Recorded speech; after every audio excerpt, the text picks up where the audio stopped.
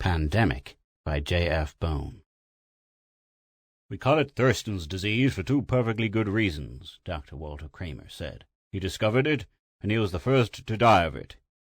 The doctor fumbled fruitlessly through the pockets of his lab coat. "Now where the devil did I put those matches?" "Are these what you're looking for?" the trim blonde in the grey seersucker uniform asked. She picked a small box of wooden safety matches from the littered lab table beside her and handed them to him. "Ah," Kramer said. "Thanks. Things have a habit of getting lost around here." "I can believe that," she said as she eyed the frenzied disorder around her. Her boss wasn't much better than his laboratory, she decided, as she watched him strike a match against the side of the box and apply the flame to the charred bowl of his pipe. His long, dark face became half obscured behind a cloud of bluish smoke as he puffed furiously. He looked like a lean, untidy devil recently escaped from hell, with his thick brows, green eyes, and lank black hair highlighted intermittently by the leaping flame of the match. He certainly didn't look like a pathologist. She wondered if she was going to like working with him, and shook her head imperceptibly. Possibly, but not probably. It might be difficult being cooped up here with him day after day. Well, she could always quit if things got too tough. At least there was that consolation. He drooped his lean body across a lab stool and leaned his elbows on its back. There was a faint smile on his face as he eyed her quizzically. "You're new," he said. "Not just to this lab, but to the Institute." She nodded. "I am, but how do you know?" "Thurston's disease. Everyone in the Institute knows that name for the plague, but few outsiders do." He smiled sardonically. "Virus pneumonic plague. That's a better term for public use. After all, what good does it do to advertise a doctor's stupidity?" She eyed him curiously. "De mortuis?" she asked. He nodded. "That's about it. We may condemn our own, but we don't like laymen doing it. And besides, Thurston had good intentions. He never dreamed this would happen." "The road to hell, so I hear, is paved with good intentions." "Undoubtedly," Kramer said dryly. "Incidentally, did you apply for this job, or were you assigned?" "I applied." "Someone should have warned you I dislike cliches," he said. He paused a moment and eyed her curiously. "Just why did you apply?" he asked. "Why are you imprisoning yourself in a sealed laboratory which you won't leave as long as you work here? You know, of course, what the conditions are. Unless you resign or are carried out feet first, you will remain here. Have you considered what such an imprisonment means?" "I considered it," she said, "and it doesn't make any difference. I have no ties outside, and I thought I could help. I've had training. I was a nurse before I was married." "Divorced?" "Widow." Kramer nodded. There were plenty of widows and widowers outside. Too many. But it wasn't much worse than in the Institute, where, despite precautions, Thurston's disease took its toll of life. "Did they tell you this place is called the suicide section?" he asked. She nodded. "Weren't you frightened?" "Of dying? Hardly. Too many people are doing it nowadays." He grimaced, looking more satanic than ever. "You have a point," he admitted, "but it isn't a good one. Young people should be afraid of dying." "You're not." "I'm not young. I'm 35. And besides, this is my business. I've been looking at death for 11 years. I'm immune." "I haven't your experience," he admitted, "but I have your attitude." "What's your name?" Kramer said. "Barton. Mary Barton." Well, Mary, I can't turn you down. I need you. But I could wish you had taken some other job." "I'll survive." He looked at her with faint admiration in his greenish eyes. "Perhaps you will," he said. "All right, as to your duties, you will be my assistant, which means you'll be a dishwasher, laboratory technician, secretary, junior pathologist, and coffee maker. I'll help you with all the jobs except the last one. I make lousy coffee."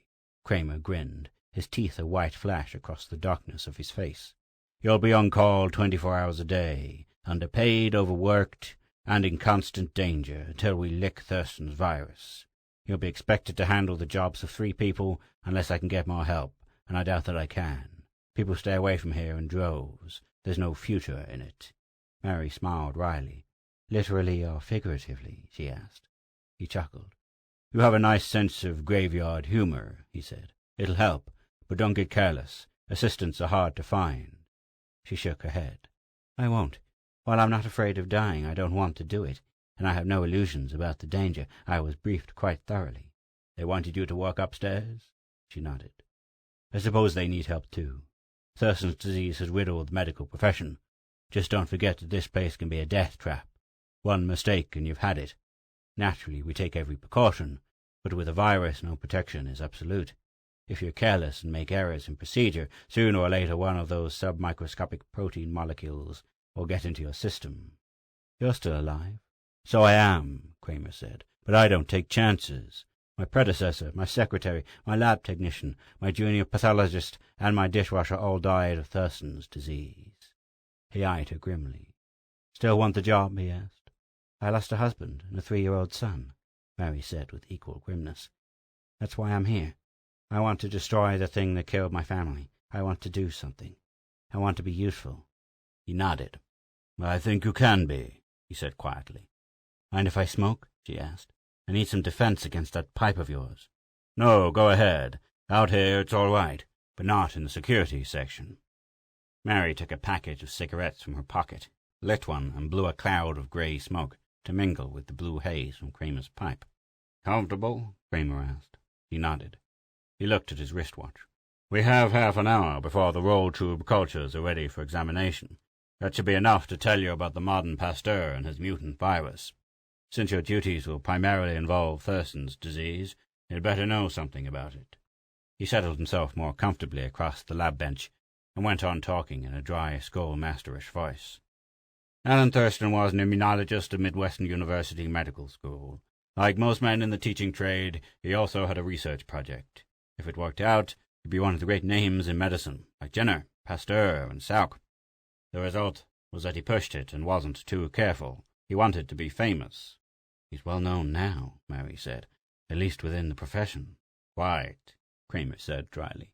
"He was working with gamma radiations on microorganisms, trying to produce a mutated strain of Micrococcus pyogenes that would have enhanced antigenic properties." "Wait a minute, Doctor. It's been 4 years since I was active in nursing. Translation, please." Kramer chuckled.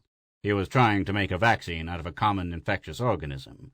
You may know it better as Staphylococcus. As you know, it's a pus former that's made hospital life more dangerous than it should be because it develops resistance to antibiotics. What Thurston wanted to do was to produce a strain that would stimulate resistance in the patient without causing disease, something that would help patients protect themselves rather than rely upon doubtfully effective antibiotics." "That wasn't a bad idea." "There was nothing wrong with it.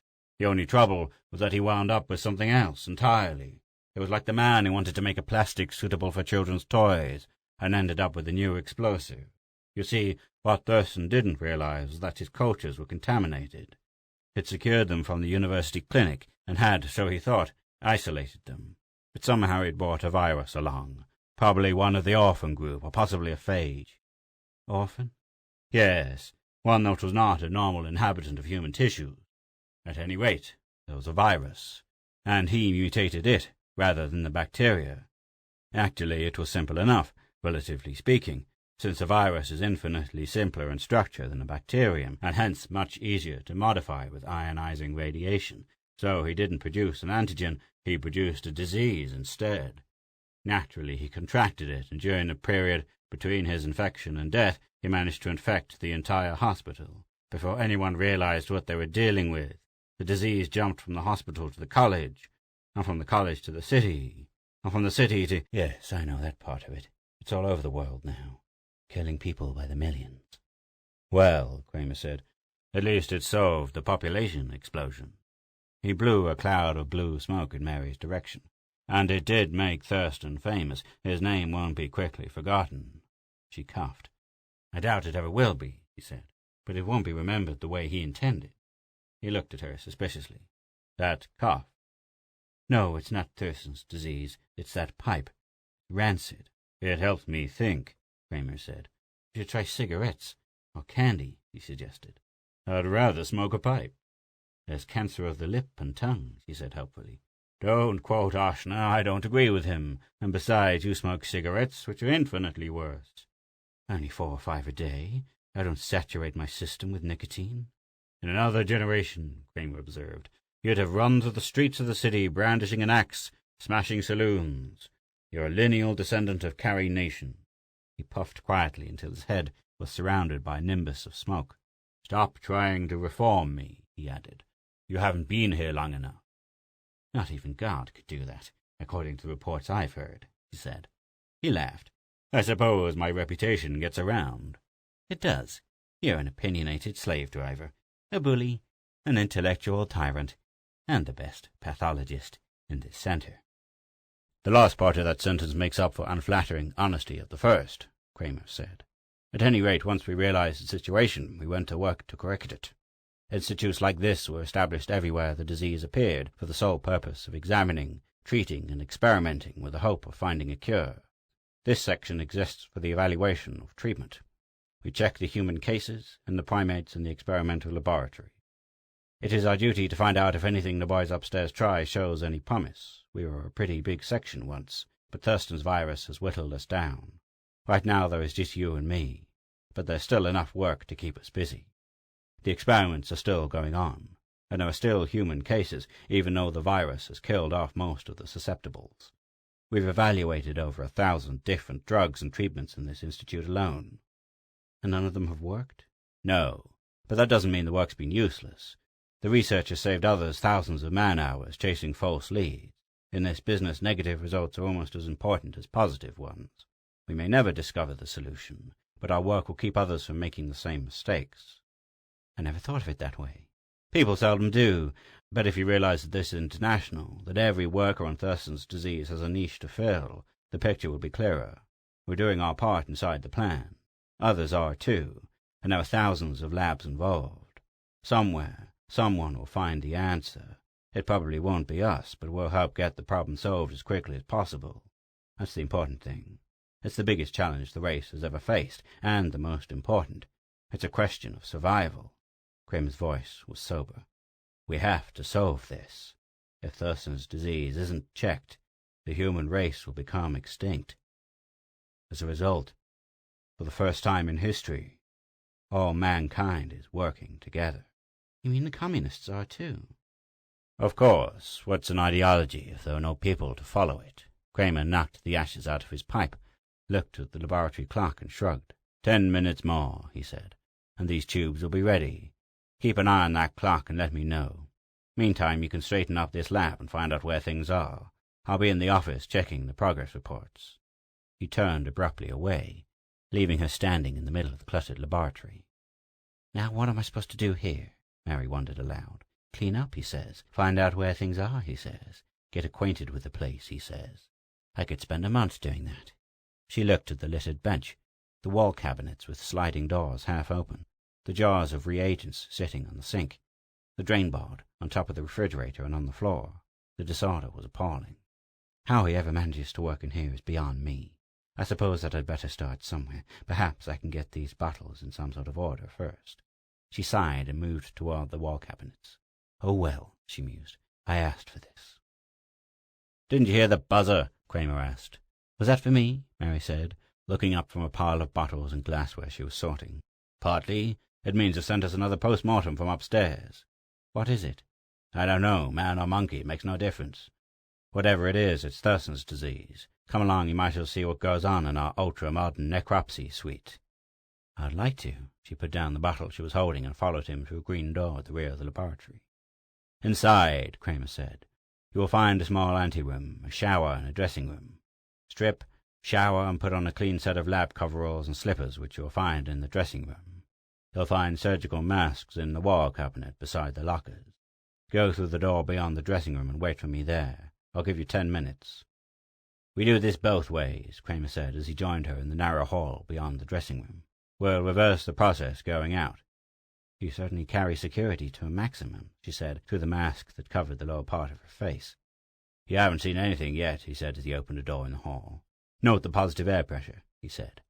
"Theoretically, nothing can get in here except what we bring with us, and we try not to bring anything." He stood aside to show her the glassed-in cubicle overhanging a bare room, dominated by a polished steel post-mortem table that glittered in the harsh fluorescent lighting. Above the table a number of jointed rods and clamps hung from the ceiling. A low metal door and series of racks containing instruments and glassware were set into the opposite wall, together with the gaping circular orifice of an open autoclave. We work by remote control, just like they do at the AEC. See those handlers?" He pointed to the control console set into a small stainless steel table standing beside the sheet of glass at the far end of the cubicle. "They're connected to those gadgets up there." He indicated the jointed arms hanging over the autopsy table in the room beyond. "I could perform a major operation from here and never touch the patient. Using these, I could do anything I could do in person, with the difference that there's a quarter-inch of glass between me and my work. I have controls that let me use magnifiers, and even do microdissection if necessary." "Where's the cadaver?" Mary asked. "Across the room behind that door," he said, waving at the low, sliding metal partition behind the table. "It's been prepped, decontaminated, and ready to go." "What happens when you're through?" "Watch." Dr. Kramer pressed a button on the console in front of him. A section of flooring slid aside, and the table tipped. "The cadaver slides off that table and through that hole. Down below is a highly efficient crematorium." Mary shivered. "Neat. And effective," she said shakily. "After that, the whole room is sprayed with germicide and sterilized with live steam. The instruments go into the autoclave, and 30 minutes later we're ready for another post-mortem. We use the handlers to put specimens into those jars," he said, pointing to a row of capped glass jars of assorted sizes on a wall rack behind the table. "After they're capped, the jars go onto that carrier beside the table. From here they pass through a decontamination chamber and into the remote control laboratory across the hall, where we can run biochemical and histological techniques. Finished slides and mounted specimens then go through another decontamination process to the outside lab. Theoretically, this place is proof against anything." "It seems to be," Mary said, obviously impressed. "I've never seen anything so elegant." "Neither did I until Thurston's disease became a problem." Kramer shrugged and sat down behind the console. "Watch now," he said as he pressed a button. "Let's see what's on deck. Man or monkey? Want to make a bet? I'll give you 2-to-1 it's a monkey." She shook her head. The low door slid aside, and a steel carriage emerged into the necropsy room, bearing the nude body of a man. The corpse gleamed pallidly under the harsh, shadowless glare of the fluorescence in the ceiling, as Kramer, using the handlers, rolled it onto the post-mortem table and clamped it in place on its back. He pushed another button, and the carriage moved back into the wall, and the steel door slid shut. "That'll be decontaminated," he said, "and sent back upstairs for another body. I'd have lost," he remarked idly. "Lately the posts have been running 3-to-1 in favor of monkey." He moved a handler and picked up a heavy scalpel from the instrument rack. "There's a certain advantage to this," he said as he moved the handler delicately. "These gadgets give a tremendous mechanical advantage. I can cut right through small bones and cartilage without using a saw." "How nice," Mary said. "I expect you enjoy yourself." "I couldn't ask for better equipment," he replied non-committedly. With deft motion of the handler he drew the scalpel down across the chest and along the costal margins in the classic inverted Y incision. "We'll take a look at the thorax first," he said, as he used the handlers to pry open the rib cage and expose the thoracic viscera. "Ah, thought so. See that?" He pointed with a small handler that carried a probe. "Look at those abscesses and necrosis. It's Thurston's disease, all right, with secondary bacterial invasion." The grayish, solidified masses of tissue looked nothing like the normal pink appearance of healthy lungs. Studded with yellowish spherical abscesses, they lay swollen and engorged within a gaping cavity of the chest. "You know the pathogenesis of Thurston's disease?" Kramer asked.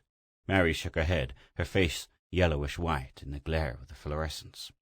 "It begins with a bronchial cough," Kramer said. "The virus attacks the bronchioles first, destroys them, and passes into the deeper tissues of the lungs. As with most virus diseases, there is a transitory leukopenia, a drop in the total number of white blood cells, and a rise in temperature of about 2 or 3 degrees. As the virus attacks the alveolar structures, the temperature rises and the white blood cell count becomes elevated. The lungs become inflamed and painful. There is a considerable quantity of lymphoid exudate and pleural effusion.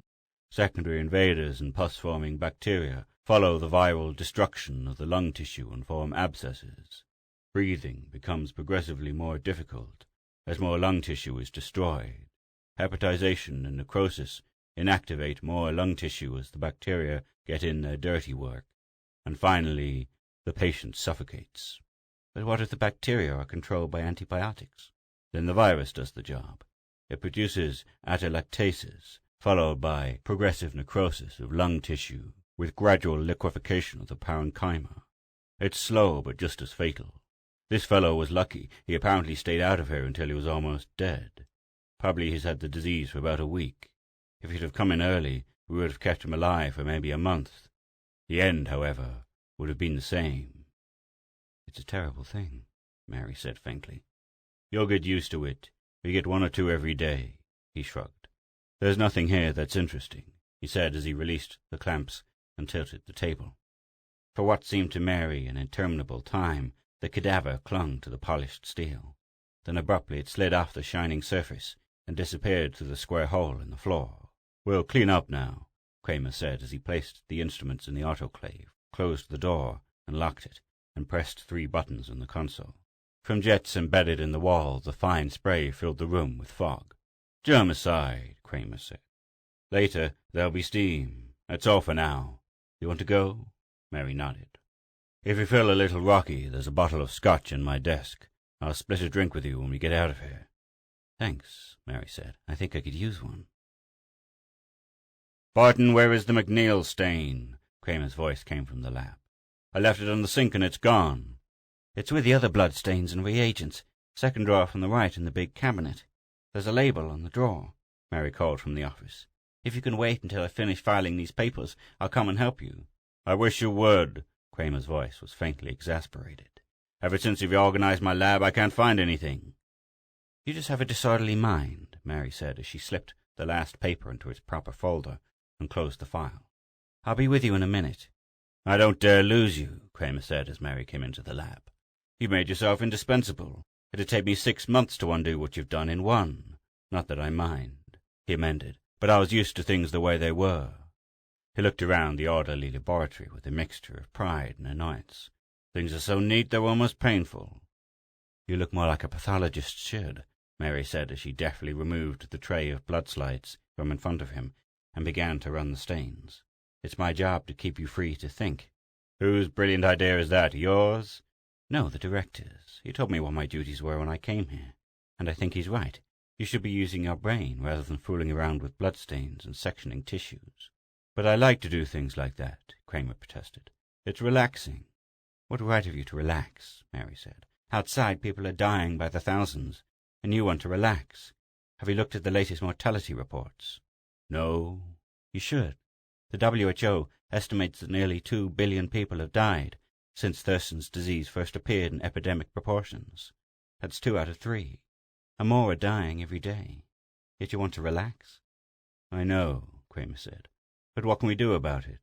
We're working, but we're getting no results. You might use that brain of yours, Mary said bitterly. You're supposed to be a scientist. You have facts. Can't you put them together? I don't know, he shrugged. I've been working on this problem longer than you think. I come down here at night. I know, I clean up after you. Sure, we can isolate the virus. It grows nicely on monkey lung cells, but that doesn't help. The thing has no apparent antigenicity. It parasitizes, but it doesn't trigger any immune reaction. We can kill it, but the strength of the germicide is too great for living tissue to tolerate. Some people seem to be immune. Sure they do, but why? Don't ask me, I'm not the scientist.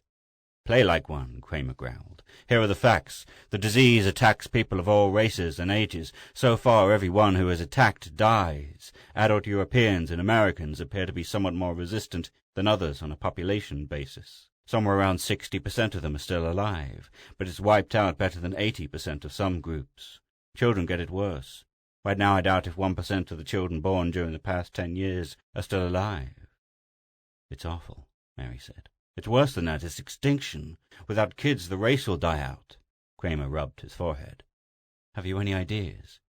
Children have less resistance, Kramer replied. An adult gets exposed to a number of diseases to which he builds an immunity. Possibly one of these has a cross-immunity against Thurston's virus. Then why didn't you work on that line? Mary asked. Just what do you think I've been doing? That idea was put out months ago, and everyone's been taking a crack at it.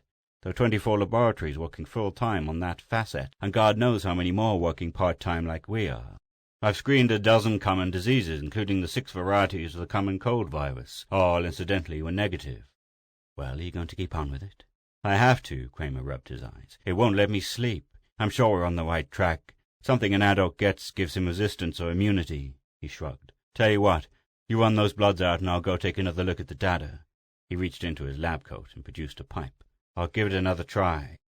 Sometimes I wish you'd read without puffing on that thing, Mary said. Your delicate nose will be the death of me yet, Kramer said. It's my lungs I'm worried about, Mary said. They'll probably look like 2 pieces of well-tanned leather if I associate with you for another year. Stop complaining. You got me to wear clean lab coats. Be satisfied with a limited victory, Kramer said absently, his eyes staring unseeingly at a row of reagent bottles on the bench. Abruptly he nodded. Fantastic, he muttered, but it's worth a check. He left the room, slamming the door behind him in his hurry. That man, Mary murmured. He'd drive a saint out of his mind. If I wasn't so fond of him, I'd quit. If anyone told me I'd fall in love with a pathologist, I'd have said they were crazy. I wish... Whatever the wish was, it wasn't uttered. Mary gasped and coughed rackingly. Carefully she moved back from the bench, opened a drawer, and found a thermometer. She put it in her mouth. Then she drew a drop of blood from her forefinger and filled a red and white cell pipette and made a smear of the remainder. She was interrupted by another spasm of coughing, but she waited until the paroxysm passed and went methodically back to her self-appointed task. She had done this many times before. It was routine procedure to check on anything that might be Thurston's disease. A cold, a sore throat, a slight difficulty in breathing, all demanded the diagnostic check. It was as much a habit as breathing.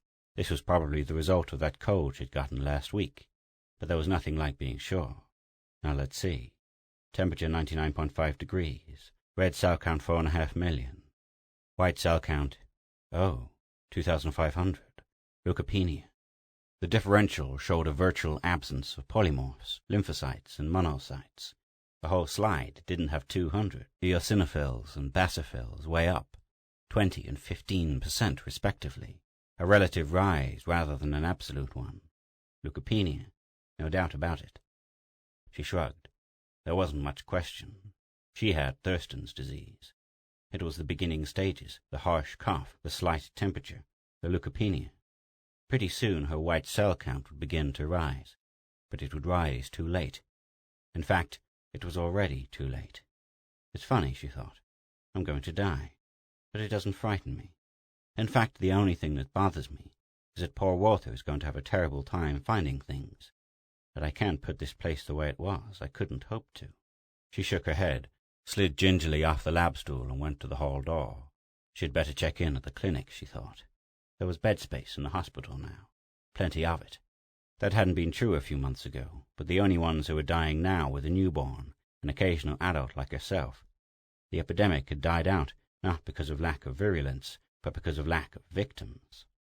The city outside, one of the first affected, now had less than 40% of its people left alive. It was a hollow shell of its former self. People walked its streets and went through the motions of life, but they were not really alive. The vital criteria were as necessary for a race as for an individual. Growth, reproduction, irritability, metabolism. Mary smiled wryly. Whoever had authored that hackneyed mnemonic that life was a grim proposition never knew how right he was, particularly when one of the criteria was missing. The race couldn't reproduce. That was the true horror of Thurston's disease. Not how it killed, but who it killed. No children played in the parks and playgrounds. The schools were empty. No babies were pushed in carriages or taken on tours through the supermarkets and shopping carts. No advertisements of motherhood or children's things were in the newspapers or magazines. They were forbidden subjects, too dangerously emotional to touch. Laughter and shrill young voices had vanished from the earth to be replaced by the drab grayness of silence and waiting. Death had laid cold hands upon the hearts of mankind, and the survivors were frozen to numbness. It was odd, she thought, how wrong the prophets were.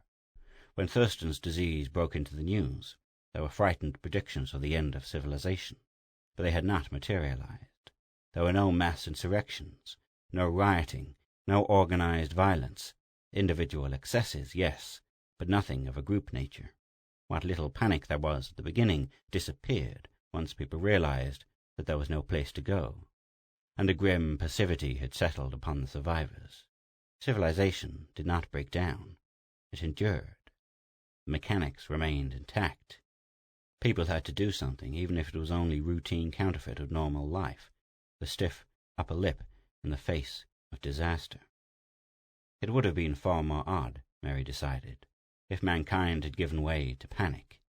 Humanity had survived other plagues nearly as terrible as this, and racial memory is long. The same grim patience of the past was here in the present. Man would somehow survive, and civilization go on. It was inconceivable that mankind would become extinct. The whole vast resources and pooled intelligence of surviving humanity were focused upon Thurston's disease, and the disease would yield. Humanity waited with childlike confidence for the miracle that would save it, and the miracle would happen. Mary knew it with a calm certainty as she stood in the cross corridor at the end of the hall, looking down the 30 yards of tile that separated her from the elevator that would carry her up to the clinic and oblivion. It might be too late for her, but not for the race. Nature had tried unaided to destroy man before, and had failed, and her unholy alliance with man's genius would also fail. She wondered as she walked down the corridor if the others who had sickened and died felt as she did. She speculated with grim amusement whether Walter Kramer would be as impersonal as he was with the others when he performed the post-mortem on her body. She shivered at the thought of that bare, sterile room and the shining table. Death was not a pretty thing, but she could meet it with resignation, if not with courage. She had already seen too much for it to have any meaning. She did not falter as she placed a finger on the elevator button. Poor Walter, she sighed. Sometimes it was harder to be among the living. It was good that she didn't let him know how she felt. She had sensed a change in him recently. His friendly impersonality had become merely friendly. It could, with a little encouragement, have developed into something else. But it wouldn't now. She sighed again. His hardness had been a tower of strength, and his bitter gallows humor had furnished a wry relief to grim reality. It had been nice to work with him. She wondered if he would miss her. Her lips curled in a faint smile. He would, if only for the trouble he would have in making chaos out of the order she had created. Why couldn't that elevator hurry? "Mary, where are you going?" Kramer's voice was in her ears, and his hand was on her shoulder. "Don't touch me." "Why not?" His voice was curiously different, younger, excited. "I have Thurston's disease," she said. He didn't let go. "Are you sure?" "The presumptive tests were positive." "Initial stages?" She nodded. "I had the first coughing attack a few minutes ago." He pulled her away from the elevator door that suddenly slid open. "You were going to that death trap upstairs," he said. "Where else can I go?" "With me," he said. "I think I can help you." "How? Have you found a cure for the virus?" "I think so. At least it's a better possibility than the things they're using up there." His voice was urgent. "And to think I might never have seen it if you hadn't put me on the track." "Are you sure you're right?" "Not absolutely, but the facts fit. The theory's good." "Then I'm going to the clinic. I can't risk infecting you. I'm a carrier now. I can kill you, and you're too important to die." "You don't know how wrong you are," Kramer said. "Let go of me." "No, you're coming back." She twisted in his grasp. "Let me go," she sobbed, and broke into a fit of coughing worse than before.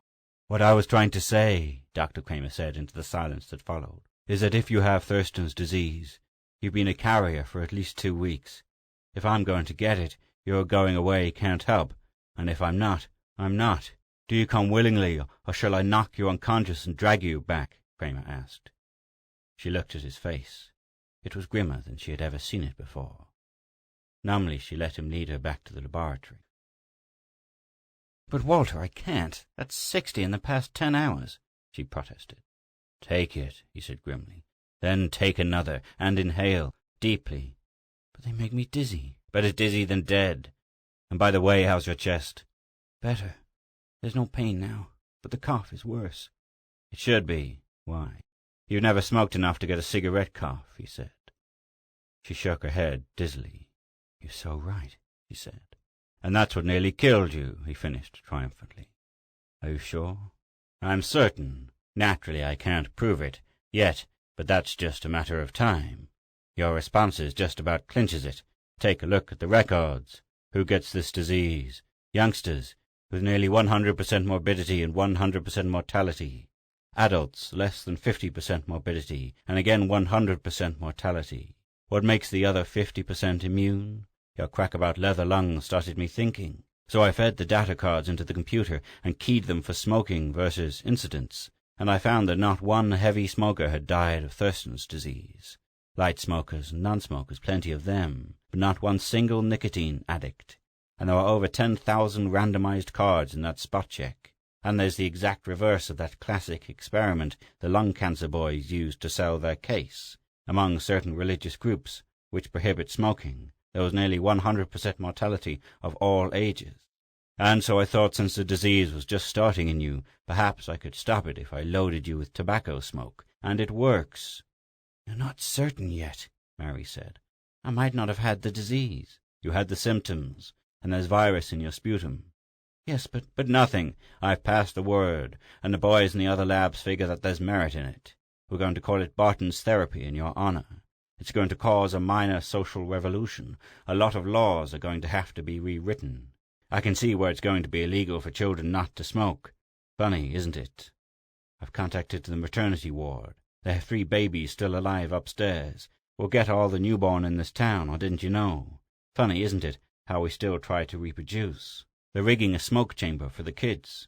The head nurse is screaming like a wounded tiger, but she'll feel better with live babies to care for. The only bad thing I can see is that it may cut down on her chain smoking. She's been worried a lot about infant mortality. And speaking of nurseries, that reminds me, I wanted to ask you something. Yes? Will you marry me? I wanted to ask you before, but I didn't dare. Now I think you owe me something, your life, and I'd like to take care of it from now on. Of course I will, Mary said. And I have reasons, too. If I marry you, you can't possibly do that silly thing you plan. What thing? Naming the treatment Barton's. It'll have to be Kramer's.